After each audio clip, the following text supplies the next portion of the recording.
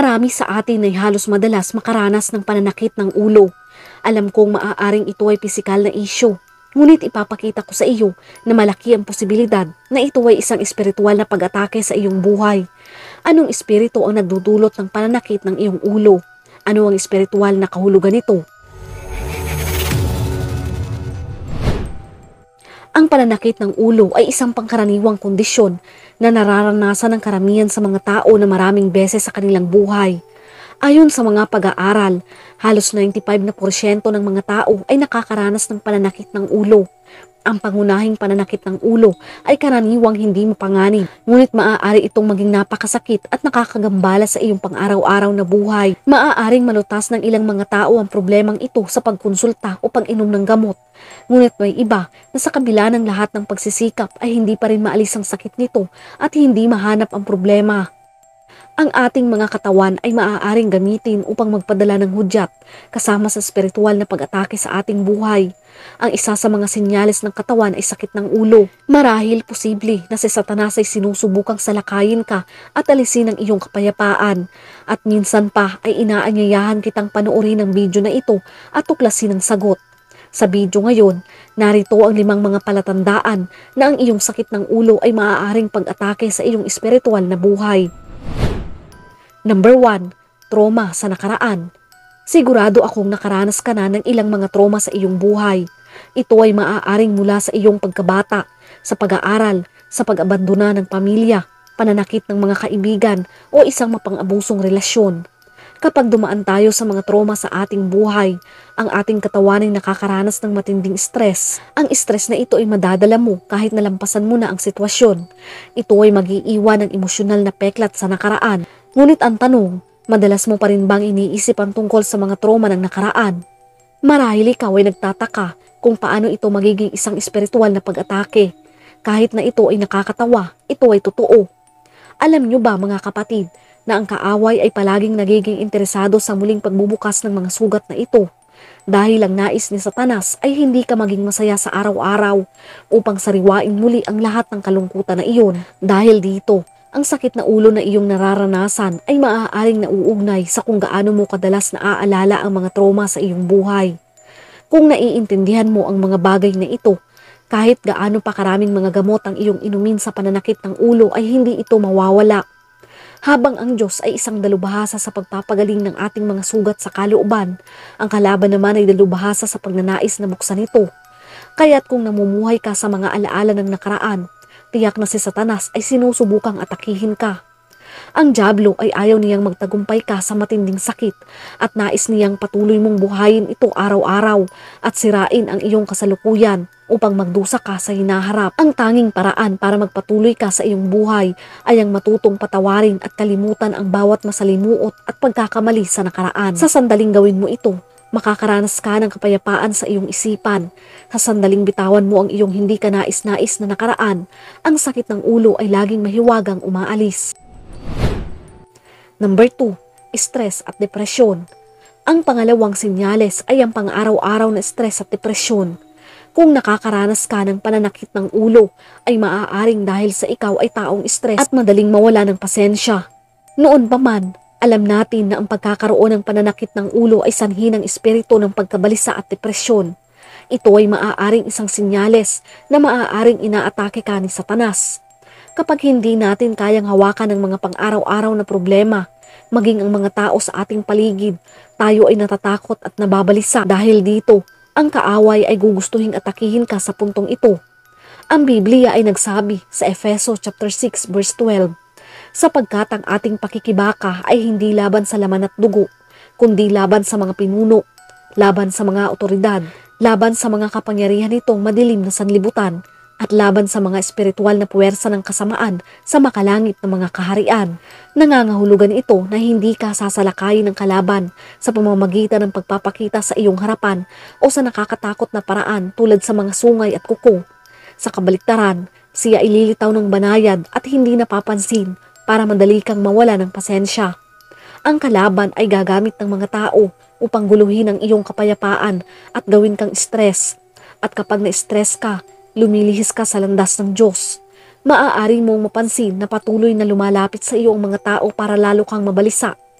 Kapag may nananakit sa iyo o kapag ang isang kapitbahay ay nagsimulang magkalat ng mga kasinungalingan tungkol sa iyong buhay o iba pang mga pangyayari, ang lahat ng ito ay maaaring ginagamit ng kalaban para ma-stress at mawalan ka ng kontrol. Alam ng dyablo na nahihirapan ka kapag na-stress ka at sa kadahilanang iyon nagkakaroon siya ng pag-atake sa iyong buhay. Sa tuwing pinahihintulutan mo ang pagkabalisa sa iyong puso, binubuksan mo ang iyong pisikal at espiritual na katawan upang maapektuhan ka at magsimulang magbigay sa iyo ng pananakit ng ulo. Hinding-hindi ito mawawala hanggat hindi tayo nagpasya na palayain ang pagkabalisa at depresyon. Sa makatuwid, sa tuwing sumasakit ang ulo mo, oras na para bitawan ang lahat ng isipin tungkol sa iyong buhay. Panahon na upang yakapin ang kapayapaan at katahimikan sa iyong kaluluwa sa tulong ng ating nag-iisang Diyos Ama. Number 3. Insomnia o hindi pagkatulog. Ang pangatlo ay insomnia o hindi pagkatulog. Ang insomnia at bangungot ay mga sitwasyong kinakaharap ng maraming tao sa araw-araw. Ganap na nagugulo ang kanilang pagtulog dahil sa mga sleepless nights at mga negatibong kaisipan na patuloy na pumapasok sa isipan. Ang insomnia ay kadalasang sanhi ng pang-araw-araw na pag-aalala, lalo kapag nag-aalala ka tungkol sa isang sitwasyon sa iyong buhay na hindi pa nare-resolba. Sa pag-iisip na iyon, alam ng kaaway kung paano pumasok sa iyong isipan at dahil doon, guguluhin niya ang iyong isip at mawawalan ka ng payapang pagtulog. Sabi ng Biblia sa Salmo chapter 4 verse 8, "Ako ay parehong hihiga sa kapayapaan at matutulog, sapagkat ikaw lamang Panginoon ang nagpapatahan sa akin ng ligtas." Ang Panginoon lamang ang nagbibigay ng kapahingahan sa atin upang magkaroon tayo ng mapayapang gabi. Kaya mula sa sandaling makinig tayo sa kaaway sa halip na Diyos, ang ating isipan ay napupuno ng kalituhan dahil alam ng kaaway na hindi ka makakakilos ng tama at nang sa gayon ay malihis ka sa landas ng Diyos. Kaya't mga kapatid, naway maunawaan mo ang sinyalis na ito.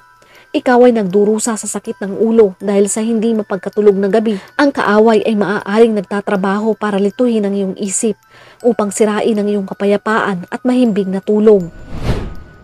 Number 4. Kapag nagpasya kang mapalapit sa Diyos. Ang ika-4 na senyales ay kapag nagpasya kang mapalapit sa Diyos. Alam natin na ayaw ng kalaban na manalangin at magnilay-nilay ka sa salita ng Panginoon. Ito ay dahil alam ng dyablo na ang Diyos ang sagot sa lahat ng problema at nais niyang pigilan ang pasimpleng pagpunta sa simbahan o kahit na ang ating pagdarasal. Tayo ay nakakaramdam ng matinding pananakit ng ulo na pumipigil sa paglapit sa Diyos ng buong puso. Bilang isang resulta, nawawalan tayo ng panahon para manalangin at lumapit sa Diyos. Kaya mga kapatid, kung ito ay nangyayari sa iyo, ito ay isang senyales na ang kaaway ay gumagawa upang ilayo ka sa Panginoon at sinusubukan ng kaaway na pahirapan ka. Kailangan mong labanan ang sakit ng ulo sa tuwing magdedesisyon kang mapalapit sa Diyos at maniwala na siya ay higit na mas malaki kaysa sa anumang sakit ng ulo. Number 5. Mga alalahanin tungkol sa hinaharap. Ang ika-5 senyales ay ang pag-aalala tungkol sa iyong kinabukasan. Isa sa mga bagay na alam ni Satanas ay hindi natin makokontrol ang ating kinabukasan. Maraming tao ang nagdurusa at nag-iisip ng kabiguan at takot. Naniniwala sila na hindi magiging maayos ang kanilang buhay gaya ng kanilang plano. Totoo na hindi natin mahuhulaan ang mangyayari sa darating na bukas at ang hinaharap ay palaging hindi natin alam. Ngunit ito rin ay nagiging sandata na ginagamit ng dyablo upang pahirapan ang ating isipan. Hindi ko sinasabi na mali ang mag-isip tungkol sa hinaharap at gumawa ng mga plano. Ngunit ang problema ay nangyayari kapag tayo ay nakikinig sa kaaway at isipin ng takot at pagkabigo sa hinaharap. Dahil maraming tao ang nalulubog sa mga alalahanin, sila ay naghahanap ng mga paraan na labag sa Diyos upang makahanap ng mga sagot. Halimbawa, kumukonsulta sila sa mga manghuhula at mga psychic sa pagtatangkang malaman kung ano ang mangyayari sa hinaharap at makahanap ng kapayapaan para sa kanilang mga puso. Gayunpaman mga kapatid, ito ay isang bitag. Ang pagkonsulta sa kapalaran at hinaharap sa pamamagitan ng masama ay lalo lamang tayong mahuhulog sa bitag ni Satanas. Maaaring ito ay isang senyales na gusto ng kaaway na humanap ka ng mga shortcut at mas madaling mga landas. Ngunit huwag makinig dahil gusto ka lamang niyang sirain sa pamamagitan ng kanyang mga kasinungalingan. Ang kanyang layunin ay sirain ang ating mga buhay sa mga paghihirap at mga alalahanin. Dahil dito, nakakaranas tayo ng pananakit ng ulo dahil sa labis na pag-iisip tungkol sa hinaharap.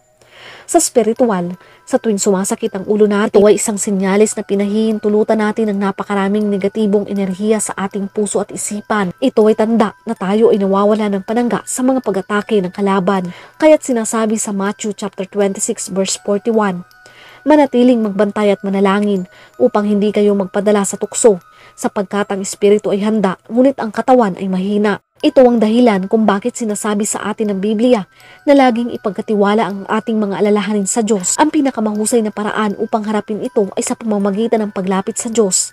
Hindi mo madadaig ang espiritual na kaaway sa pamamagitan lamang ng paggamit ng iyong lakas, ng iyong sariling braso o iyong katalinuhan. Ito ay sa pamamagitan lamang sa tulong ng ating Diyos. Mamuhay tayo sa kalooban ng Diyos at hayaan ang banal na espiritu na pamahalaan ang iyong buhay. Mga kapatid, nangangahulugan ito na kapag tayo ay mayroong banal na espiritu, magkakaroon tayo ng lakas upang harapin ang mga espiritual na pag-atake at lahat ng sakit ng ulo na dulot ng mga ito. Hindi ko sinasabing hindi ka dapat tumingi ng medikal na atensyon o kumonsulta sa isang espesyalista at mga doktor.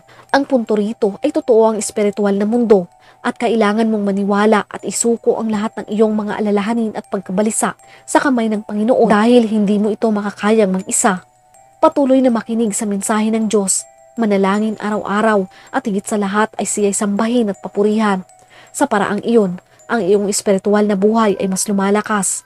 Tutulungan tayo ng Diyos na magtiwala sa Kanya. Mabuti ang Diyos at hindi siya nanunumbat kailanman. Kaya kapag meron kang pagsubok, agad tayong tumingala at tumawag sa pangalan ng Panginoon.